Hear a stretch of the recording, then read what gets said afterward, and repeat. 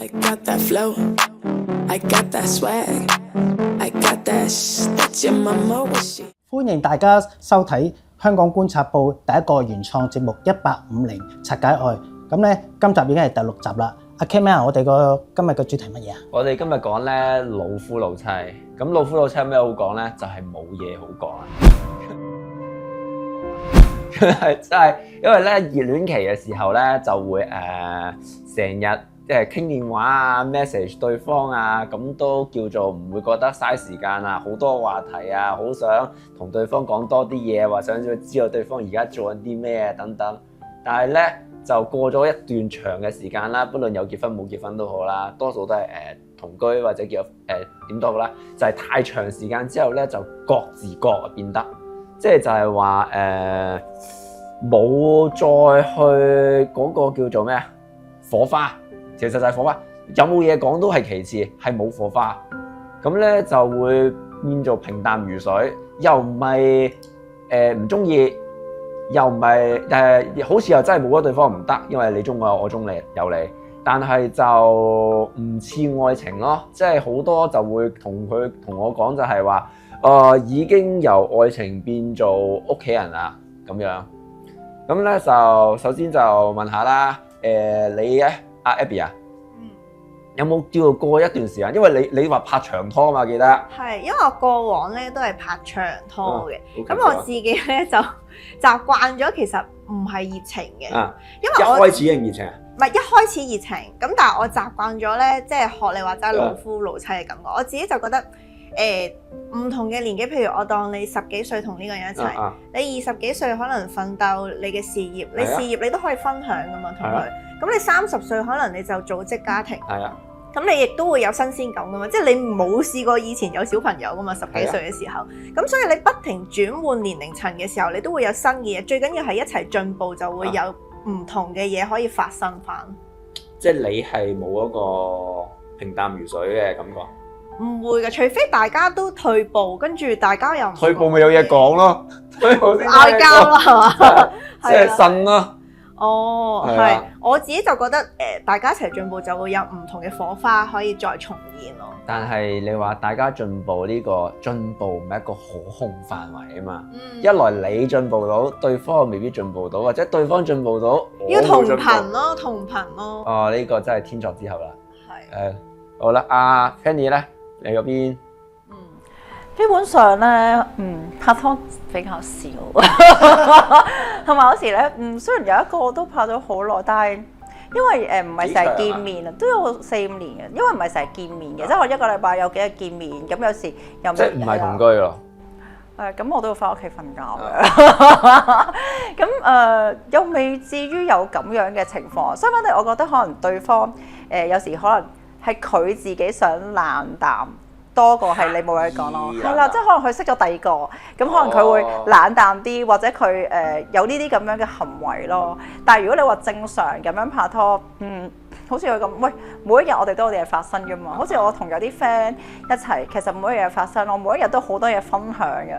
咁我可能我比較中意講嘢啦。咁變咗我會中意我日常工作，今日又點樣啦？去邊度做嘢啦？或者我今日去咗食啲咩啊？覺得好開心。我又好中意講嘢，因為可能由細到大我都係一個人大。咁變咗我又好中意講嘢，咁我會不停有好多嘢分享啦。有時我睇到啲嘢覺得好得意啊，我都會分享出去咁樣咯。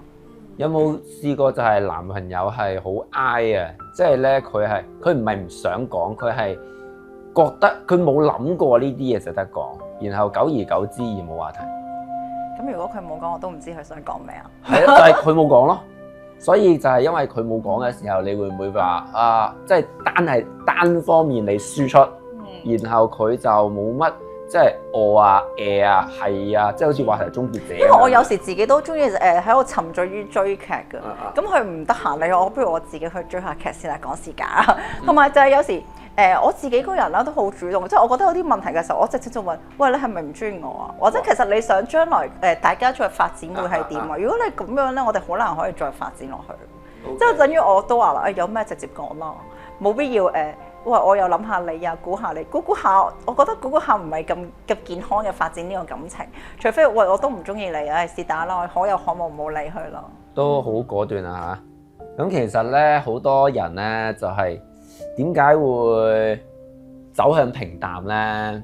係因為對對方唔係唔重視對方，因為已經話成為家人啊嘛。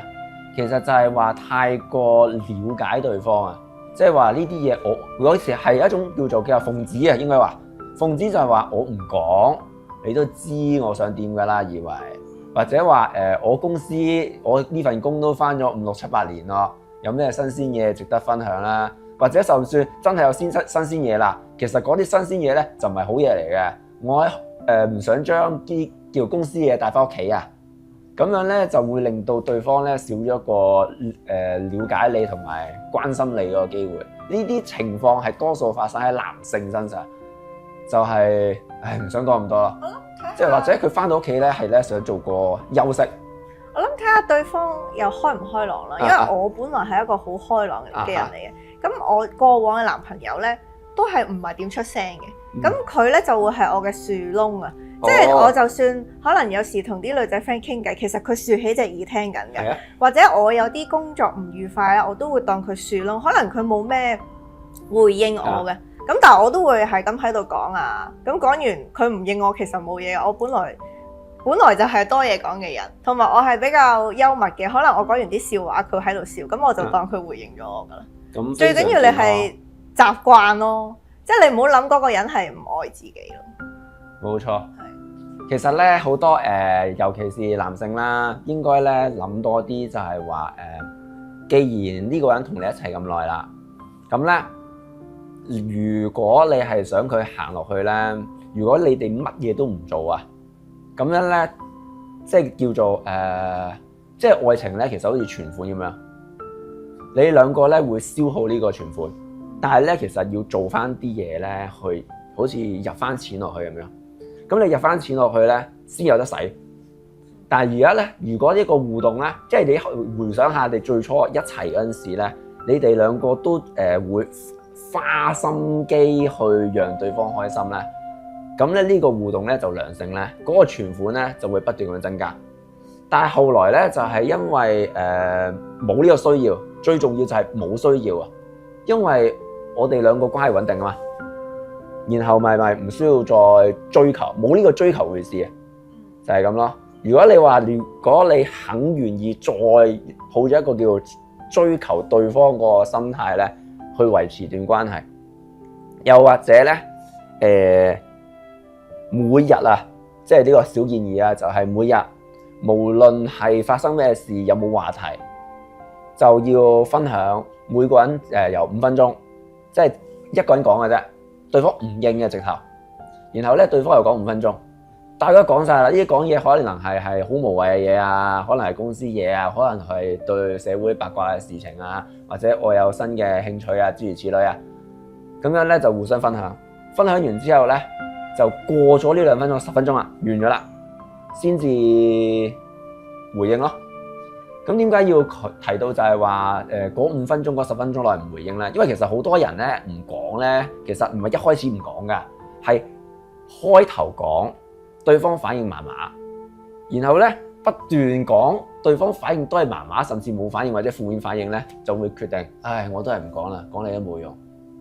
呢個就係多數其實冇嘢講咧，除咗真係冇新鮮話題咧，同埋嗰個反應啊，都會養成一個叫做負循環咯。